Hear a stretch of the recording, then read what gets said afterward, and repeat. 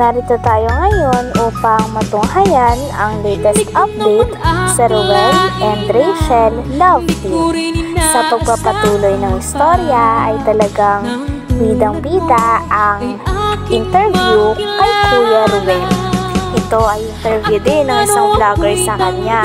At sa interview na to ay talagang pinag-usapan nila kung gaano kinilig si Kuya Ruel sa nangyari na pag-amin ni Miss Rachel sa kanya at sinabihan siya na mahal daw siya nito. Grabe at kilig na kilig daw si Kuya Ruel at hanggang ngayon ay nasa isip niya pa rin daw ang mga pangyayari.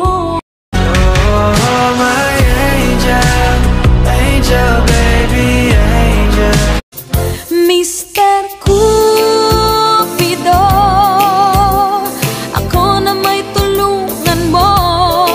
Ikaw nga ba si Mr. Right? Ikaw nga ba love of my life? Bakit di na lang tutuhanin ang lahat? Grabe at hindi daw maalis sa utak ni Kuya Ruel ang pangyayari at mga sinabi ni Miss Rachel nung araw na yun. Yun ay noong sinabihan siya ni Miss Rachel na mahal ko po si Ruel. Pagtapos naman ito ay napag-usapan din nila kung gano'n nakaka-excited si Kuya Ruel sa nalalapit na pag-uwi nila sa Mindanao. Grabe't napaginipan din daw ni Kuya Ruel ang mga mangyayari at plano nito doon. Oh, my angel, angel, baby, angel. Mr. Cupido, ako na may tulungan mo. Ikaw nga ba si Mr. Right? Ikaw nga ba love of my life? Bakit di na lang tutuhanin ang lahat? Dito ay malalaman din natin ang mga saloobin ni Kuya Ruel tungkol sa pagpasok ng karakter ni Dr. Love bilang kontrabida sa love team nila ni Miss Rachel. Grabe at talagang kinikilig din dito si Kuya Ruel sapagkat paulit-ulit nilang binabalikan ang pinaka-highlight ng kwento o serye kung saan sinabihan ni Miss Rachel si Dr. Love na mahal ko po si Ruel. Sige na, magsalita ka na para mapanood nila yung mga sinasabi mo. Mahal ko po si Ruel. Bakit ba ako'y laging ganito mo pinapansin? Bro, sundan mo bro, sundan mo. Laging sumusunod sa gusto ko. Lagi kitang inaalala. Ano yung sabi mo kanina? Ulitin mo yung sinabi mo kanina. Mahal kita. Bakit ba ako'y laging ganito? Pakaramdam mo, ano yung naramdam mo nung bigla-biglang nagsalita si Rachel? Hindi ko yun expect kasi nga bibihira lang talaga siya makapagbitaw ng mga ganong salita.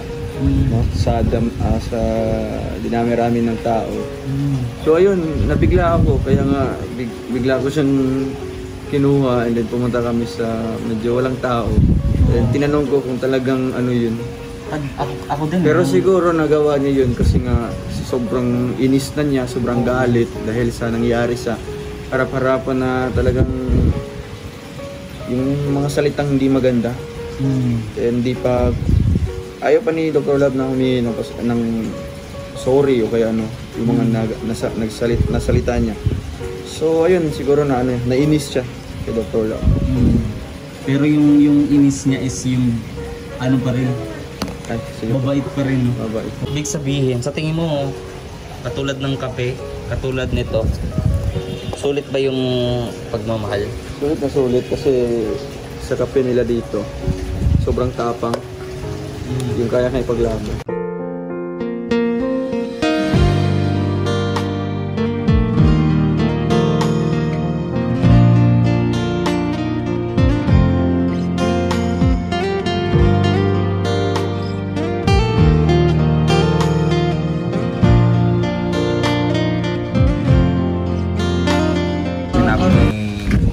Rachel yung katagang yung I love you. Mahal ko po si Ruel, di ba? Lahat kami nagulat na bigla. Kasi kilala natin si Rachel, tahimik. Tahimik yun. Pero sa ganung way bro, ano, tawag dito, swerte siya sa'yo, swerte ka rin sa kanya. Kumbaga, pares yung pinaglaban eh. No? Pero yun nga, di pa rin dapat, aning natin, ano po, kasi ito si Dodong mga kalingap ay edukado po ito. At yung mga sinabi niya na maghihintay siya, no? Yun po ang aning natin, huwag tayo mga kalingap mag-isip ng kung ano-ano. Pero yun, pasalamat pa rin tayo Dong, no? Dahil support pa rin silang lahat sa inyo.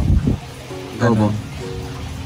So abangan nyo po kung yung mga susunod dito sa vlog na to, sa video to. Hindi ko pa sasabihin yung mga nagdaan na ano. Oo, yun lang muna, yung mga pag-amin na yun. Patathaw. Kinilig ka din Dong. Pag uwi mo Dong, anong naramdaman mo? Maganda ba ang tulog mo Dong? Sobra. Ano pa, ayun, hindi ako makapaniwala. Talagang natulala ako mga 3 seconds.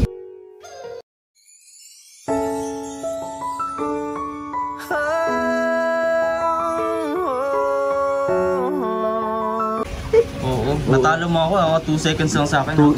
Sa akin 3 bro. Natulala ako and then pagkatapos ko natulala, kumain na ako. So ayun, nagpahinga na ako natulog. And sobrang ganda ng gising ko.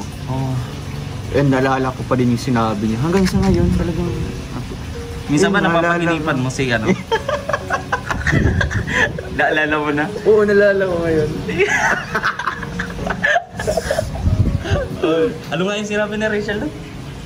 Kay Dr. Love? Mahal ko po si Roel.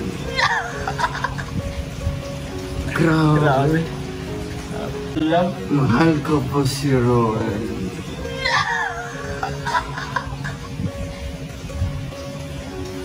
Grabe. Pero bro, honest lang minsan ba napapaginipan mo si Rachel? Oo, sa totoo lang. Walang biro yan. Walang biro. Siguro mga 3rd time na. So, sobrang iniisip siguro ganyan. Hindi naman siya dinideny ko. Talagang nangyari yun. And first na panaginipan ko siya is shinare ko sa kanya pagka umaga nun. Kasi talagang hindi ako mapakali. Kasi nga maganda yung panaginip na yun. Andun na kami sa bahay. Sa Malalag? Oo, nagkikita-kita na kami ng mga pamilya ko. Tapos, ayun, sobrang saya. And then, doon ko nakikita yung totoong ugali ni Rachel. Talagang mabait siya ngayon. Talagang sobrang bait niya. Maasikaso kahit nasa ibang bahay siya. Yun yung isa sa ano natin, di ba? Sa lahat ng lalaki, yun yung parang ano natin, isa sa mga hinahanap natin katangi babae. Yung aasikaso yung kanya talaga. No? Kaya sinabi ko sa kanya, shinare ko sa kanya yung panaginip ko. Sabi naman niya, Laga, opposite kayo yan, yung mga panaginip. Sabi ko, hindi naman yan mangyari kasi ano lang yan, ano lang yan, kung gusto mong maniwala, nasa sa'yo, walang nangyari. Pero nasa sa atin naman yung kapalaran natin, tayo yung humahawak sa ating So tayo yung gagawa din ng ating So sabi niya, opposite. Siguro hindi naman yung mangyari kasi nga andyan naman si Lord, di ba? Pagkaya tayo. And then pagka second time, ayun, medyo napaginipan ko naman siya. Ano naman yan? Napakamaratis na. Ano naman yan? Wait lang, bigyan mo ako ng mga 1 minute. Kahit isang oras pa, wala. Para maubos itong kape ko. Kalimutan ko na yung Ha? yung pangalawa. Hindi, i-ano mo na lang sa akin. I-follow up na lang natin yung... I-chat ko na lang mamaya. Basta, para may ma-add ka sa... Ang importante, 3 beses. 3 beses ko napaginipan siya. Eh, kasama yung pamilya niya, di ba? Hindi lang kaming dalawa sa eksena na yun sa panaginip po. Pati yung pamilya andun, supportive, ganyan.